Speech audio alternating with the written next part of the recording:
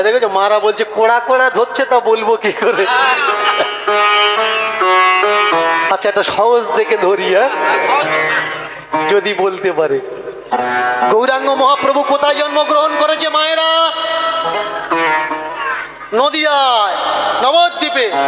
নদিয়া কি গ্রামের নাম? নবদ্বীপ কি গ্রামের নাম?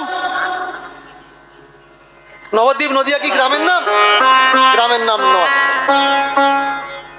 তাহলে যে গ্রামে জন্মগ্রহণ করেছে ওটা একটা জেলা, একটা পরগনা, একটা থানা। যে গ্রামে জন্মগ্রহণ করেছে গ্রামটার নাম কি? বাহ! অথচ আমি চলে যাব, দেখবেন পরে তর্ক হবে, কিচ্ছু জানে, শুধু লাপা। শুনে রাখুন, প্রথমটার উত্তর আপনারা দেবেন, দ্বিতীয়টার উত্তর আমি বলে দিচ্ছি। নদিয়া রামচন্দ্রপুর গ্রামে গৌরহরি জন্মগ্রহণ করেছেন। গ্রামের নাম কি? রামচন্দ্রপুর।